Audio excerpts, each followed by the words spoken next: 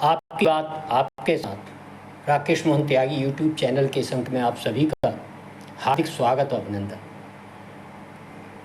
आज मित्रों मैं आप सबके साथ एक सरकारी उपक्रम BSNL के पतन और उत्थान की कहानी दो सरकारों के बीच, कैसे कंपनी एक और कैसे यदि कोई सरकार, कोई नेतृत्व केवल निजी हितों को, अपने जातिगत हितों को, अपने पार्टी के हितों को ऊपर रखकर राष्ट्र के हितों को पीछे रखता है, तो कैसे कितना बड़ा नुकसान देश को, गरीब जनता को हो सकता है। ये इस BSNL कंपनी के पतन की कहानी और पुनः कैसे एक राजनीतिक दल जो सर्वोपरि राष्ट्रीय हित, गरीब हित को आगे रखकर अपना हित, पार्टी का हित पीछे रखता है, ऐसा राजनीतिक दल कैसे एक डूबी हुई पूरी सरकारी उपक्रम BSNL को मुख्य धारा में और अन्य कंपनियों के मुकाबले लायक बनाने की स्थिति में खड़ा कर सकता है, ये हम सबको समझना और जानना चाहिए। आज मैं आप सभी के साथ इसी विषय पर बात करना चाहता हूँ। मित्रों, ये मात्र केवल BSNL कंपनी की कहानी नहीं है, ये इस देश की दर्जनों ऐसी कंपनियां, ऐसे उपक्रम जो गरीब हित, दलित हित, शोषित हित, राष्ट्रीय हित के आधार पर निर्मित हुई थी, कैसे विभिन्न राजनीतिक दलों ने उनका कुप्रबंधन, भ्रष्टाचार और निजी हितों में उपयोग और अपने पारिवारिक हित के उपयोग के लिए कैसे इन राष्ट्रीय संपत्तियों, इन कंपनियों को बर्बाद किया था, ये हम सबको समझ में आना चाहिए। मित्रों, मेरी बात कुछ लंबी हो सकती है, मेरा अनुरोध है कि इस अंक को पूरा सुने और मनन करें, चिंतन करें। BSNL कंपनी भारतवर्ष की संचार सेवा में लंबे समय से कार्यरत एक कंपनी थी। जब दूर संचार के क्षेत्र में एक क्रांति जब हुई थी 90 के दशक में, धीरे धीरे जो लैंडलाइन फ़ोन हुआ करते थे उनकी जगह मोबाइल कंपनियों ने मोबाइल फ़ोन जब लॉन्च किए थे, वो शुरू में बहुत महंगे थे, उनकी कॉल रेट भी बहुत महंगे हुआ करते थे, सुनने का पैसा अलग जाता था, कॉल आती थी उसका भी पैसा जाता था, करना होती थी उसका भी पैसा जाता था। इसलिए तत्कालीन राष्ट्रीय हित, गरीब हित को सर्वप्रथम आगे रखने वाली इस समय की पूर्व प्रधानमंत्री स्वर्गीय अटल बिहारी वाजपेयी जी की राजग सरकार ने निर्णय लिया कि सरकारी कंपनी को एक निगम बनाकर इतना मजबूत किया जाए कि वह दूर संचार के क्षेत्र में जो क्रांति आ रही है उसका मजबूती से सामना कर सके प्राइवेट कंपनियों का, और हमारे राष्ट्रीय और गरीबों का हित बचा सके। इसके लिए सन 2000 में राजग सरकार ने भारतीय संचार निगम लिमिटेड की स्थापना की थी। मित्रों, इसी को BSNL कहा जाता है। बहुत बड़ा संसाधन, राष्ट्रीय संसाधन इस कंपनी में लगा था, और ये कंपनी ने धीरे धीरे अपना जो मोबाइल नेटवर्क का काम था, टावर थे व अन्य संसाधन थे, वो देश के सुदूरवर्ती क्षेत्रों में, कोने कोने में, चाहे गांव हो, पहाड़ हो, नदी हो, वनों का क्षेत्र हो, बर्फीला क्षेत्र हो, ऐसी जगह जहाँ कोई प्राइवेट कंपनी जाना पसंद नहीं करती थी, लेकिन राष्ट्रीय हितों सर्वोपरि ने ऐसी जगह अपना सारा आधारभूत ढांचा तैयार किया। और इसी बीच जो अन्य कंपनियां आई थी, चाहे वो रिलायंस हो, वोडाफोन हो, आइडिया हो, एयरटेल हो, टाटा हो, विभिन्न तरह की कंपनियां, वह अपना आधारभूत ढांचा शहरों में, बड़े बड़े मेट्रोपॉलिटन सिटियों में खड़ा करती रही। वो गांव गरीबों के बीच नहीं जा रही थी। ये क्रम चल रहा था और बीएसएनएल कंपनी ने बड़ी मजबूती से अपने कदम बढ़ाए थे और इस देश के जो उपभोक्ता वर्ग है दूरसंचार क्रांति से जुड़ने वाला, उसमें एक समय तो 70-80% की सहभागिता अपनी की थी और इस कंपनी ने 4 और 5 में 10,000 करोड़ का फायदा भी अर्जित किया था। लेकिन दुर्भाग्य से संचार के चुनाव में राजग सरकार दोबारा नहीं चुनी जा सकी और उस समय यूपीए सरकार सोनिया गांधी, राहुल गांधी, कांग्रेस, मनमोहन सिंह के नेतृत्व में ये गठित हुई थी। कहने को उसके प्रधानमंत्री जरूर मनमोहन सिंह थे, लेकिन वह पूरी सरकार पूरी तरह सोनिया गांधी के मार्गदर्शन में एक असंवैधानिक पद उन्होंने ग्रहण किया था, उसके सहारे उनके नेतृत्व में चल रही थी। और उसी समय समझ में आया कैसे भारत की विभिन्न जो गठबंधन की सरकार थी, कैसे कैसे राजनीतिक दल उसमें लगभग 80% राजनीतिक दल परिवारवादी, वंशवादी, जातवादी हितों को लेकर चलने वाले थे। उनका राष्ट्रीय हितों से, गरीब हित से कोई संबंध नहीं था। और इसी क्रम में तत्कालीन सरकार में दूरसंचार मंत्री दयानिधि मारन बनाए गए थे और एक शिकायत पर जब जांच हुई तो पाया गया कि उन्होंने 300 से ऊपर बीएसएनएल कंपनी सरकारी कनेक्शन अपने घर में लेकर अपनी निजी सन टीवी, जो उनका मीडिया ग्रुप था बहुत बड़ा, उसको चलाने के लिए उपलब्ध करा रखे थे। राष्ट्रीय संपत्ति का ऐसा दुरुपयोग अपने निजी कार्यों के लिए करने का ये उदाहरण था। सीबीआई ने उसमें जांच की, वह दोषी पाए गए और इस कारण उन्हें इस्तीफा देना पड़ा। ये बीएसएनएल कंपनी को किस प्रकार तत्कालीन सरकार ने, तत्कालीन मंत्रियों ने, तत्कालीन पार्टियों ने एक निजी जागीर के रूप में इस्तेमाल करना शुरू किया था, ये जनता के सामने आया।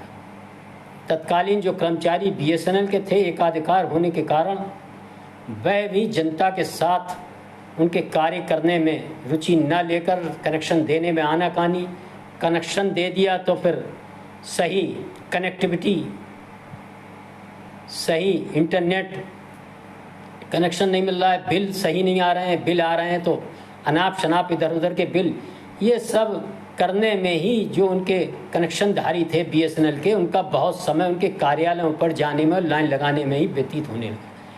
क्योंकि जो सरकारी कर्मचारी कंपनियां होती हैं, उनके कर्मचारियों पर कोई जवाबदेही होती नहीं और उनमें एक अहंकार सरकारी कर्मचारी होने का आ जाता है कि हमारा कोई क्या बिगाड़ सकता है।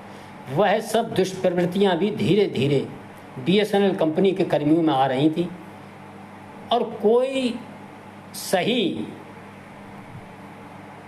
विकल्प न मिलने के कारण जनता मजबूरी में बीएसएनएल से काम चला रही थी। और इसी बीच धीरे धीरे प्राइवेट कंपनियों ने अपना जो है संसाधन, टावर्स आदि बढ़ाने का काम तेजी से शुरू कर दिया था और जनता के बीच अपनी पैठ बढ़ाते जा रहे थे। और सुनने में तो ये आ रहा था कि तत्कालीन बीएसएनएल के कर्मियों, अधिकारियों से मिलकर ही ये सब किया जा रहा था। बीएसएनएल की सेवाएं जानबूझकर खराब की जा रही थी। सरकार के, तत्कालीन सरकार के कुप्रबंधन, लापरवाही और इस सरकारी कंपनी का निजी हितों में प्रयोग के कारण, भ्रष्टाचार के कारण, मनमानी के कारण धीरे धीरे बीएसएनएल की कीमत पर निजी फ़ोन कंपनियां अपना बाजार में आधार बढ़ाती जा रही थी। इसके बाद दयानिधि मारन के बाद उसी पार्टी के ए राजा इसके मंत्री बनाए जाते हैं। आप सब देख रहे होंगे कैसे एक गठबंधन की लूली लंगड़ी सरकार में यह तत्कालीन नेतृत्व को ये हिम्मत नहीं पड़ी कि आपके एक मंत्री ने आपकी पार्टी के इस तरह का कुप्रबंधन कर बीएसएनएल को रसातल में पहुंचाने का काम किया है। दोबारा उसी पार्टी के दबाव में ए राजा को दूरसंचार मंत्री बनाया गया और तत्कालीन 2G स्पेक्ट्रम का जो घोटाला जो हुआ था 1,76,000 करोड़ का, वह इन्हीं ए राजा द्वारा किया गया था। इसके बाद वो जेल भी गए थे।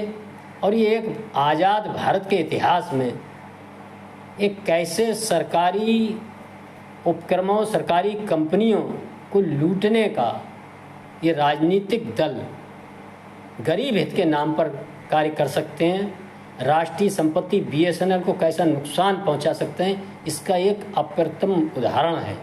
ये हम सबको भूलना नहीं चाहिए। इसके बाद बीएसएनएल के अंदर विभिन्न घोटाले आने लगे। बीएसएनएल की चर्चा लगातार खराब उसके लिए होने लगी। एक अच्छी सरकारी कंपनी जो पिछली सरकार में लगातार उन्नति के रास्ते पर बढ़ती जा रही थी, फायदे में थी, वह धीरे धीरे घाटे में डूबती चली जा रही थी। और इसमें तत्कालीन राष्ट्रीय नेतृत्व, सरकार, उसके मंत्री, तत्कालीन अधिकारी, कर्मचारी, बीएसएनएल के सभी लोग इस कंपनी को लूटने के काम में दोनों हाथों से लगे हुए थे। मित्रों,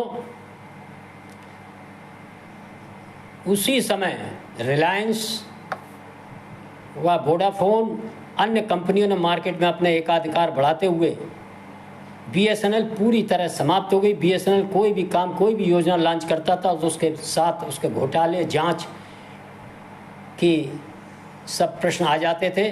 और लोगों का विश्वास बीएसएनएल से, आम जनता का ऐसा उठ गया कि उस समय एक चुटकुला चल रहा था कि बीएसएनएल मतलब भाई साहब नहीं लगता।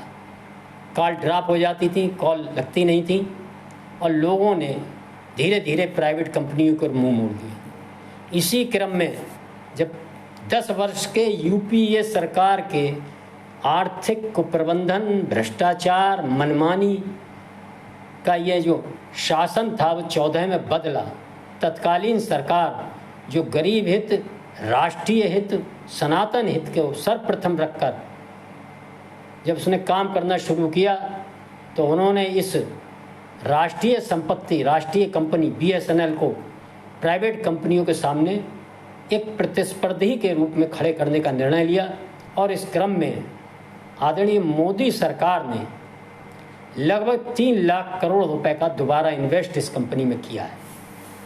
और आज ये कंपनी धीरे धीरे अपने पुराने रूप की ओर आ रही है। और देखने में आ रहा था ये कंपनी सरकारी, जनता की कंपनी ना होने के कारण प्राइवेट कंपनियों ने कैसे अपने जो रिचार्ज रेट थे वो बढ़ाने का काम इस समय किया है। और जनता कैसे बीएसएनएल की ओर देख रही है। ये बीएसएनएल कंपनी खड़ी वर्तमान सरकार ने ना की होती तो इन प्राइवेट कंपनियों की मनमानी के सामने, उसके सामने, जनता के सामने कोई और ऑप्शन नहीं था। मित्रों, बहुत शीघ्र ही आप देखेंगे बीएसएनएल सन 24 में 4G और सन 2025 में 5G लॉन्च कर रहा है। और इसका काम 15,000 करोड़ रुपए में देश की बहुप्रतिष्ठित विश्वसनीय टाटा कंपनी को दिया गया है। और टाटा कंपनी अपना कार्य बिल्कुल सही समय पर गुणवत्ता के साथ करती है। मित्रों, एक बात मैं आपके ध्यान और दिलाना चाहता हूँ, बात कुछ लंबी हो रही है लेकिन ये ज़रूरी बात है कि जो यूपीए की 10 वर्ष की सरकार थी उसमें बीएसएनएल का नाम घोटाले, भ्रष्टाचार के रूप में लिया जाता था। और आज 10 वर्ष बाद उस बीएसएनएल में 3 लाख करोड़ का इन्वेस्ट व अन्य योजनाएं व ठेके निविदाएं देने के बाद भी कहीं आपको किसी प्रकार के बिल्कुल कोई कुप्रबंधन, कोई भ्रष्टाचार का कहीं सुनने को नहीं मिला होगा। और आज वही बीएसएनएल कंपनी ताल ठोक कर प्राइवेट कंपनियों के साथ खड़ी है।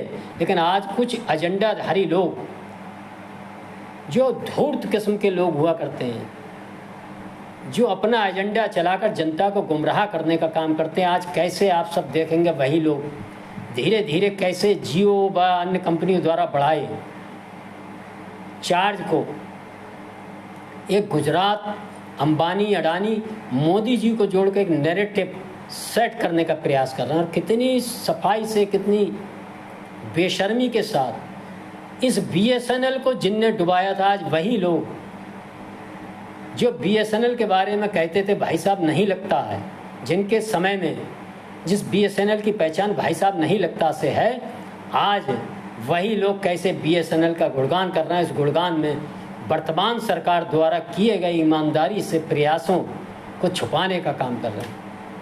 मेरा अनुरोध है मित्रों, हम सब इनके ऐसे एजेंडाधारी विमर्श जो फैलाते हैं विभिन्न क्षेत्रों में, मैं लगातार अपने इस YouTube चैनल के माध्यम से आपकी जानकारी में लाने का सूक्ष्म प्रयास करता हूं। और मेरा अनुरोध है हम सब समझें, महसूस करें कि कैसे देश का एक बड़ा वर्ग को अपने निजी हितों के संवर्धन के लिए कुछ एजेंडा चलाने वाले लोग, धूर्त किस्म के लोग, इस जनता को मूर्ख समझने का या बनाने का प्रयास करते हैं। लेकिन जनता सब समझती है कि वही BSNL आज आदरणीय मोदी जी के नेतृत्व में खड़ा हुआ है। और हम सबको भी चाहिए कि जितनी ज़्यादा कंपनियां देश में होंगी, प्रतिस्पर्धा होगी, हमको अच्छी सुविधाएं मिलेंगी, अच्छे रेट में मिलेंगी। इसलिए BSNL से भी हम लोग जुड़े। मैं प्राइवेट कंपनियों के रेट बढ़ाने का विरोध नहीं कर रहा। हर व्यक्ति का अपना जो व्यवसाय चलाता है, अपना खर्च, आय वगैरह देखकर उसे बढ़ाने का अधिकार है। चाहे वो समोसा बेचने वाला हो, चाहे ज़मीन बेचने वाला हो, चाहे अन्न उद्योगपति हो, चाहे सब्जी, चाहे अनाज, सबका दाम घटता बढ़ता मांग और उत्पादन के हिसाब से रहता है, ये उनका विषय है। लेकिन जब ज़्यादा विकल्प हमारे सामने, जनता के सामने मौजूद होंगे, तो जो हमें अच्छा लगेगा हम उस ओर जाएंगे। इसलिए मेरा आप सभी से निवेदन है, BSNL की कार्य क्षमता प्रदर्शन को आधार बनाकर आप सब BSNL का भी लाभ उठाएं।